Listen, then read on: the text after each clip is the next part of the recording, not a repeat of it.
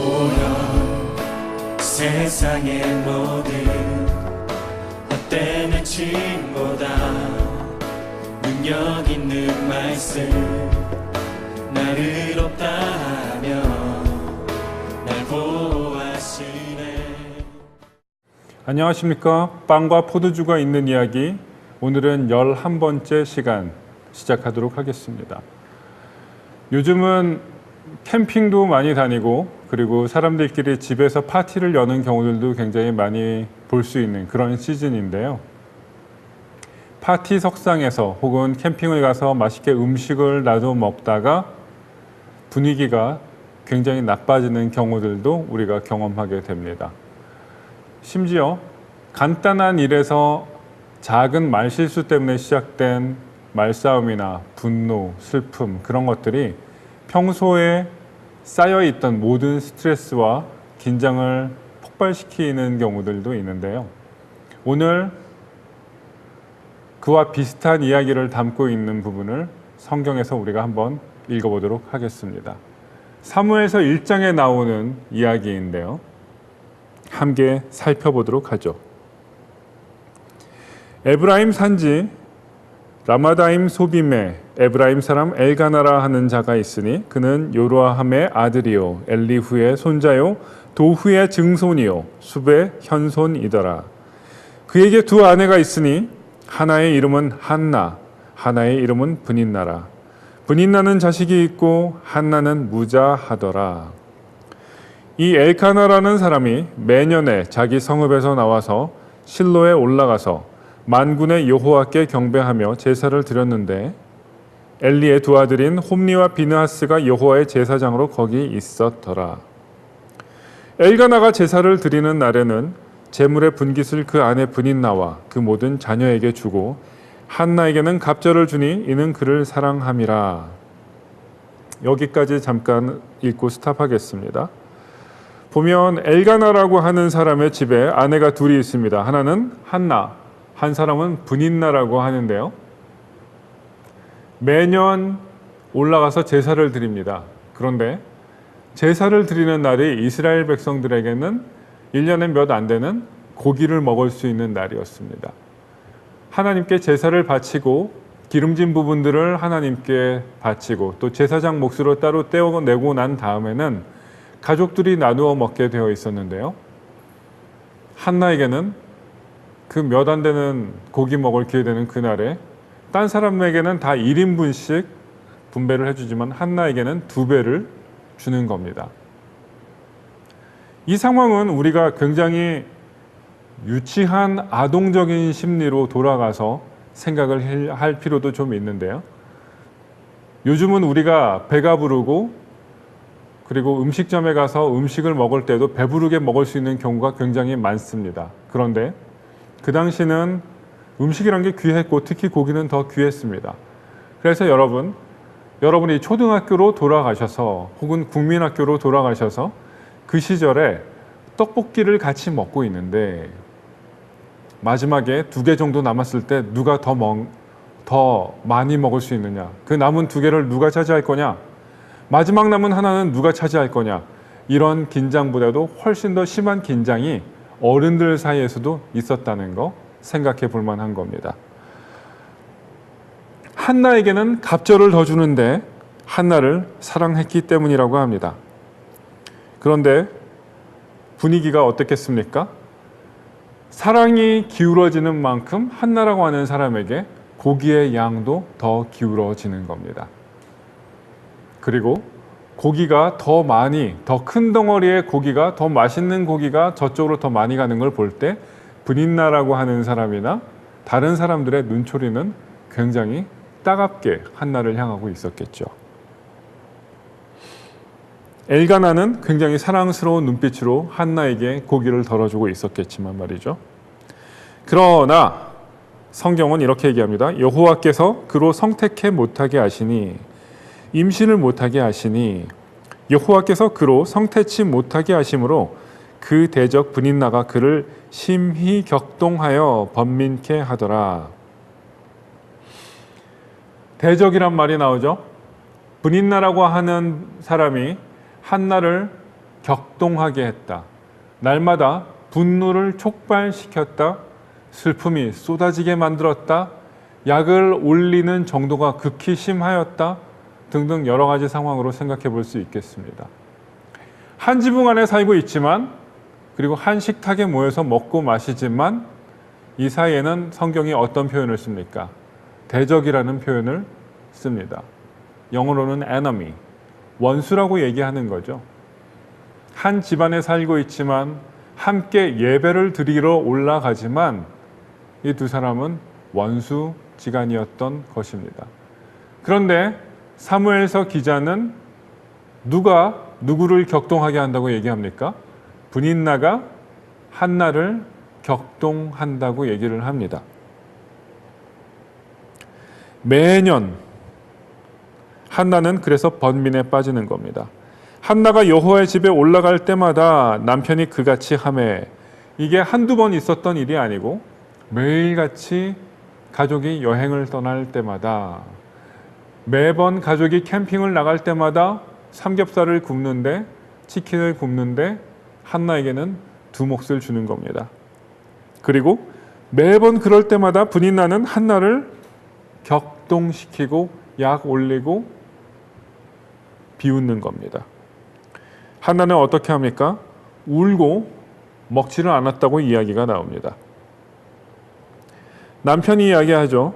한나여, 어찌하여 울며 어찌하여 먹지 아니하며 어찌하여 그대의 마음이 슬프뇨.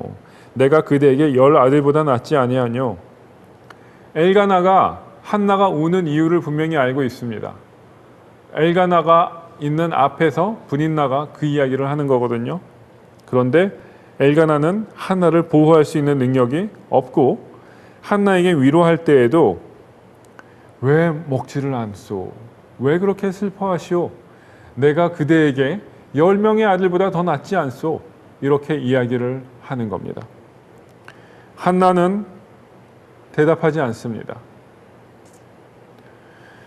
그들이 실로에서 먹고 마신 후에 한나는 일어나니 그때에 제사장인 엘리는 여호와의 전 문설주 곁 그 의자에 앉았더라.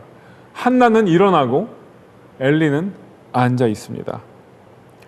한나는 이제 장면이 여호와의 전으로 바뀌게 됩니다. 하나님 앞에 와서 한나가 어떻게 합니까?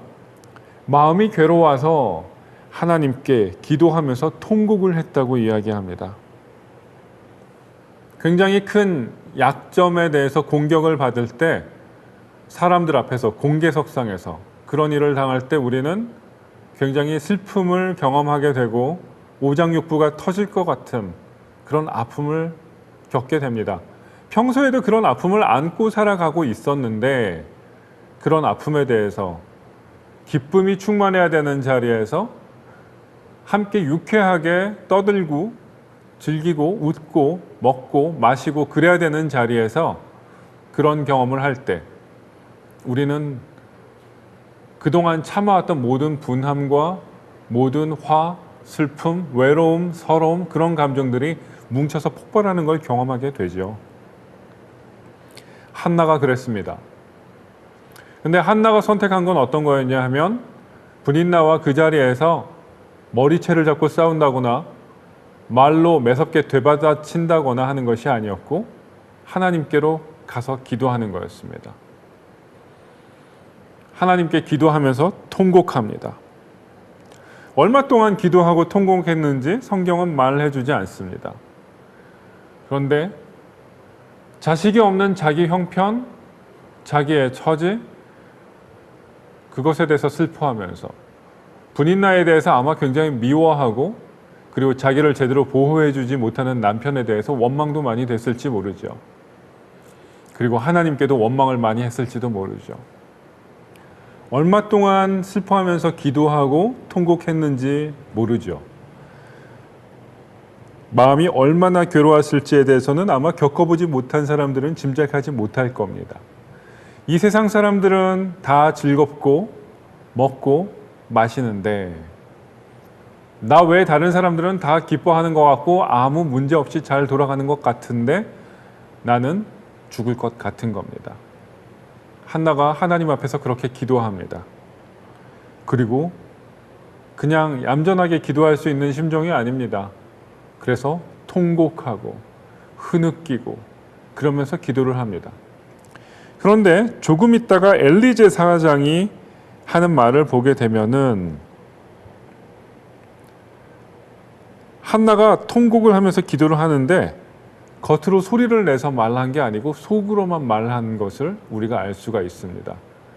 입술만 움직여서 말을 밖으로 꺼내지 않고 기도하고 있으니까 엘리가 한나에게 얘기하죠. 취한 거로 생각하고 네가 언제까지 취하여 있겠느냐? 포도주를 끊으라. 이런 이야기를 하는 것 볼 수 있게 됩니다. 슬픈데 자기 사정을 소리내서 말할 수 없을 때가 더 슬픈 겁니다.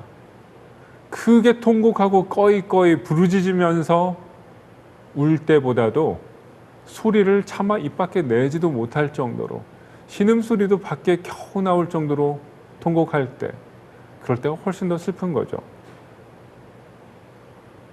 그런 슬픔 속에 한나가 잠겨 있는 겁니다. 얼마 동안 기도했는지 모르겠지만 한나 기도하는 내용이 갑자기 성경 기자가 볼 때 굉장히 중요하게 기록해둘 만한 내용으로 바뀐 것 같습니다. 아마 처음에는 너무 속상합니다. 왜 아들 안 줍니까? 이런 기도를 했는지 모르겠어요. 그런데 기도하는 내용이 바뀌게 됩니다. 그런데 그 기도 내용이 왜 중요한지에 대해서 우리 성경에서 알려주는 힌트가 있습니다. 엘가나와 한나 그리고 브닌나가 실로에 올라가서 제사를 드리러 갔는데 그때 제사장이 누구였다고 성경은 얘기하고 있냐 하면 홈니와 비느하스가 제사장으로 있었다고 이야기합니다. 하나님의 집을 지키고 있는 사람들인데 이 사람들은 사람들에게 하나님께 제사 드리러 오는 사람들에게서 하나님의 제물을 하나님께 바쳐지기 전에 자기 몫을 떼갔습니다. 그렇게 하면서 하나님과 이스라엘 백성들의 관계를 망가뜨리고 제사를 멸시하는 사람들이었었지요. 다시 말해서 하나님의 집에 제사장으로 임명되어서 하나님의 집을 지키고 관리할 사람들인데 그리고 이스라엘 백성들이 계속해서 하나님을 예배하도록 인도해야 될 사람들인데 이 사람들이 그런 일을 하지 않는 겁니다. 백성들 사이에 예배하러 왔다가 재물에 대해서 끔찍한 일을 당하고 내려간 사람이 한둘이 아닌 겁니다. 모두 다 그랬던 겁니다. 그런 상황에서 한나가 자기 처지 때문에 슬퍼하면서 하나님 앞에 올라가서 통곡하면서 기도를 했습니다. 그런데 기도하다가 기도문이 이렇게 바뀌게 됩니다. 갑자기 서원을 합니다. 11절을 보게 되면 만군의 여호와여 만일 주의 여종의 고통을 돌아보시고 나를 생각하시고 주의 여종을 잊지 아니하사 아들을 주시면 내가 그의 평생에 그를 여호와께 드리고 삭도를 그 머리에 대지 아니하겠나이다. 여호와께 드리겠습니다. 그 아들을 주시면. 그리고 삭도를 면도날을 머리에 대지 않겠습니다. 머리를 깎도록 하지 않겠습니다. 하나님께 바쳐진 사람 나실린으로 자기 아들을 하나님께 드리겠다고 말하는 거죠. 하나님의 집에 올라가서 기도하던 중에 한나가 자기가 자기의 노년을 돌아볼 아들이 없다는 것을 슬퍼하면서 기도하고 있었는데 계속 통곡을 하다가 한나가 이런 생각까지 진행됐던 것 같습니다. 나의 집에만 나를 지켜주고 나와 함께 살아가고 함께 일하고 함께 대를 이어나갈 아들이 없는 것이 아니라 하나님의 집에도 하나님의 아들이 없네? 하나님의 집인 이 하나님의 전에 하나님의 뜻을 따라서 하나님을 공경하면서 사람들과 하나님의 관계를 이어나가고 하나님의 말씀을 가르치는 사람이 없네? 하나님의 집에 제사장으로 있지만 하나님을 멸시하고 제사를 멸시하고 사람들을 괴롭히는 사람, 그런 불량한 자들은 이 자리에 있지만 하나님의 전에는 그런 사람이 없네. 내 심정도 오장육부가 아프고 터질 것 같고 매년마다 이런 일이 반복돼서 힘든데 하나님의 집에 하나님의 아들이 없는, 하나님을 제대로 섬기는 자가 없는 하나님의 심정은 어떨까? 그런 생각까지 한나가 기도 가운데, 통곡 가운데 진전하게 되었던 것 같습니다. 그래서 이렇게 기도하는 거죠. 만군의 여호와여, 만일 주의 여종의 고통을 돌아보시고 나를 생각하시고 주의 여종을 잊어버리지 아니하사 아들을 주신다면 내가 그 아들을, 영어 성경에 보면 이렇게 번역되어 있습니다. 나도 그 아들을 주님께 드려 당신의 사람이 되게 하겠습니다. 주님께서 이 여종에게 아들을 주신다면 나도 그 아들을 주님께 드리겠습니다. 기도를 얼마나 했는지 모르겠지만 그 자기의 고통에 대한 묵상과 기도, 간구 속에서 한나는 하나님이 가지고 계시는 하나님의 마음의 아픔 속으로 연결되어 들어갔던 것을 우리가 볼 수가 있습니다. 성찬에 우리가 참여할 때에도 우리가, 그리고 하나님께 예배드리러 나올 때에도 마찬가지 상황일 수가 있습니다. 우리가 항상 즐겁고 기쁨 가운데서 나오는 게 아니라 우리가 슬픔 가운데에서 사람들에게 말하기 힘든, 하나님한테만 말해볼 수 있는, 하나님한테만 토해볼 수 있는 그런 불안함, 우리의 모든 어두움을 가지고 나올 때가 있습니다. 그런데 우리가 나누어지는 성찬을 그냥 그 자리에서 잠시 몇 분 정도 기도하다가 먹고 마시는 그런 게 아니라 우리 마음속에 한나처럼 그런 마음을 가지고 하나님께 소리 없는 목소리로 아뢰 수 있는 그런 시간을 가지고 더 깊이 있게 만난다면 어떨까 하는 생각을 하게 됩니다. 왜냐하면 우리가 연합하는 대상은 예수 그리스도입니다. 성령님으로 말미암아 우리가 성찬을 통해서, 우리가 예배를 통해서, 우리가 묵상을 통해서 주님과 연합을 하는 겁니다. 그런데 우리가 정말로 주님과 연합한다면 주님께서 근심하시는 게 무엇인지 우리가 생각할 수도 있고요. 그리고 내 집에는 내 아들이 없어서 기도하는 사람이 있다고 생각합시다. 기도를 계속해 나가다 보면 주님의 집에, 주님의 나라에 주님의 일을 염려하는 사람이 없네? 그런 생각을 우리가 해볼 수 있죠. 나도 그동안 주님의 자녀라고 하지만 주님이 염려하시는 일들을 나는 생각하지를 않고 살았네? 그런 생각을 우리가 해볼 수 있을 것 같습니다.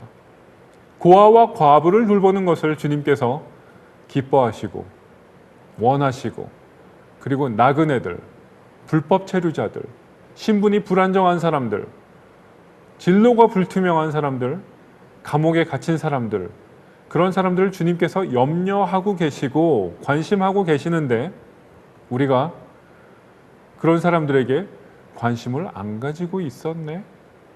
그런 깨달음을 우리가 가질 수가 있는 거죠. 그런 모든 억눌린 자, 압제받는 자들이 주님의 집 안에서는 어떤 신분입니까? 주님이 초대하는 손님이기도 하고 주님이 구원하시는, 그래서 입양하셔서 주님의 식탁에 앉히는 자녀가 되는 거죠. 그런데 우리가 생각해 볼 만한 거죠. 성찬에 참여하면서 나는 얼마나 주님이 초대하는 손님에 대해서 마음을 가지고 있는가?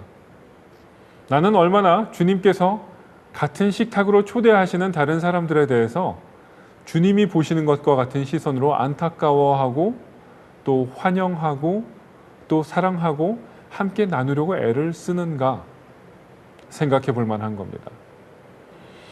예수님께서는 우리를 구원하기 위해서 하늘의 보좌를 버리고 이 땅으로 내려오셨습니다. 그리고 제자들의 발을 씻기시고 우리의 죄악을 다 하셨습니다. 그런 주님과 연합한 우리라면 주님의 시선이 가는 곳을 향해서 우리의 시선도 움직여 가야 하지 않을까요? 주님께서 정말 안타까워하는 그런 일들에 대해서 우리도 안타까움을 느껴야 되지 않을까요? 교회에 나와서 우리의 슬픔, 우리의 아픔의 치유, 그리고 우리의 회복, 우리가 경제적으로 부강해지는 것, 우리 자녀가 좋은 학교에 들어가는 것, 좋은 성적 받는 것, 좋은 곳으로 시집 장가 가는 것, 많이들 기도합니다. 네, 주님 안에서 모든 일이 형통한 것이 좋은 것이고 아름다운 것이고 그렇게 되어서 다른 사람들에게 다 잘 나누어 줄 수 있는 위치에 올라가기도 하겠죠. 하지만 말입니다. 우리가 주님 안에서 주님께서 정말 관심을 가지고 계시는 일에 대해서 무시하면서 자라나간다면 우리가 정말로 참되게 성찬을 통해서 주님과 연합하는 것일까요? 우리가 주님과 연합하고 세상과는 단절을 하겠다고 했던 그 세례가 참된 세례로 우리에게 작용을 할까요?